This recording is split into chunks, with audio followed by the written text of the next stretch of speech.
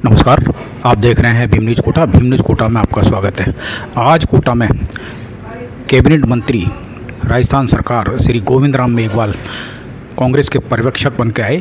उनका डॉक्टर भीमराव अंबेडकर समिति के द्वारा स्वागत किया गया।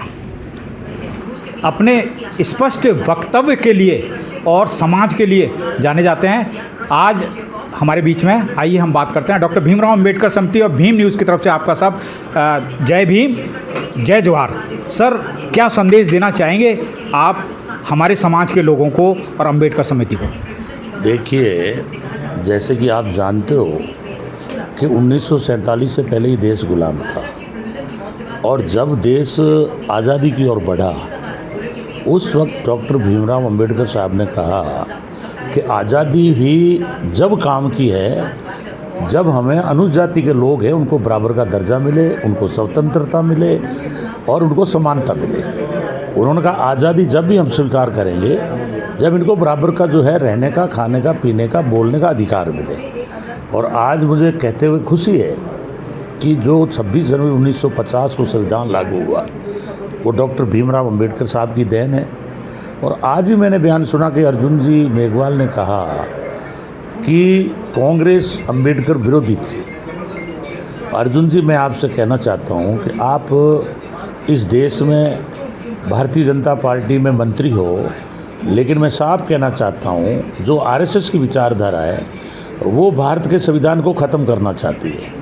और मुझे कहते हुए कोई इस बात का दुख भी नहीं है कि आरएसएस के लोगों ने पार्लियामेंट के ऊपर इस संविधान को जलाने की साजिश की थी। आप उस पार्टी में बैठे हो। पूरे भारत के अंदर 2 अप्रैल को दलित मूवमेंट पहली बार इतना ज़बरदस्त हुआ और उसमें भारतीय जनता पार्टी की जहाँ भी सत्ता थी 17 नौजवानों को शहीद होना पड़ा। राजस्थान में भी बीजेपी की सरकार थी, बहुत सारे लोगों पर मुकदमे लागू हुए। मैं इस मामले में मुख्यमंत्री अशोक गहलोत जी को धन्यवाद देना चाहता हूँ कि उन्होंने वापस लिए 2 अप्रैल के मुकदमे, और बाकी जो बचे हुए हैं वो किसी कारण से रहे हैं, वो भी पाइपलाइन में है। 2 अप्रैल के सारे मुकदमे वापस लिए जाएंगे।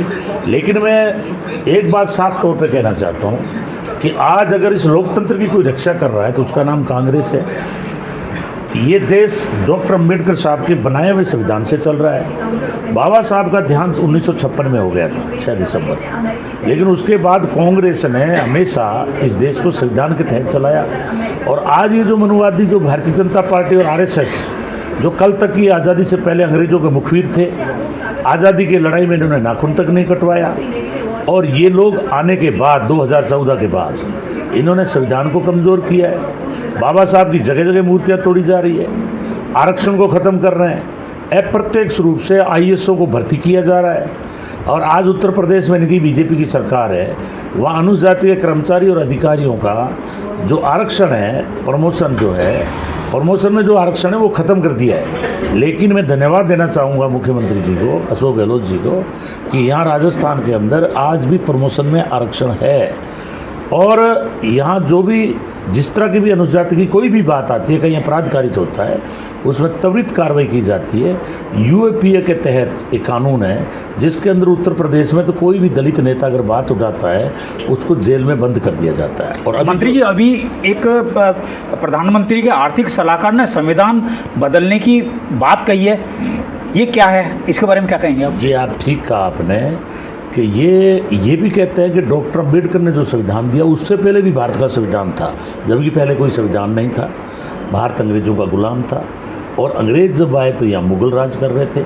हम जातियों में बटे हुए लोग थे, ऊंच नीच का भेदभाव था। और जो शूद्र थे उनकी हालत तो ये थी कि वो तालाब में भी पानी पी नहीं सकते थे, मंदिरों में प्रवेश कर नहीं सकते थे। ये तो धन्यवाद है डॉक्टर भीमराव अंबेडकर साहब का कि जो जातियाँ पशु का जीवन जी रही थी उनको इस संविधान में ताकत मिली। और आज आप देख रहे हैं नौकरियों में भी आ रहे हैं। आज वहाँ कैबिनेट मंत्री गोविंद राम बना, मेरे सही 4 कैबिनेट मंत्री हैं।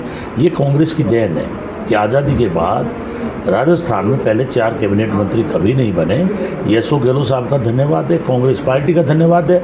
और दूसरी तरफ जो भारतीय जनता पार्टी है ये मनु व्यवस्था लागू करना चाहती है, ये आरक्षण को ख़त्म करना चाहती है।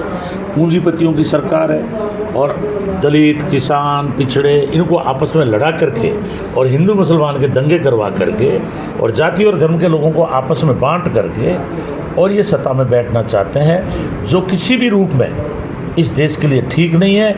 और मेरा मानना है कि जिस देश डॉक्टर अम्बेडकर साहब का बनाया संविधान यहाँ नहीं रहेगा तो इस देश में हालात बहुत ख़राब हो जाएंगे। मोदी और अमित शाह जो हिटलर की चाल चल रहे हैं, इन्होंने संविधान का बेड़ा गर्क कर दिया, इस देश का बेड़ा गर्क कर दिया, लोगों को धर्म के नाम पे आपस में लड़ा के मार दिए।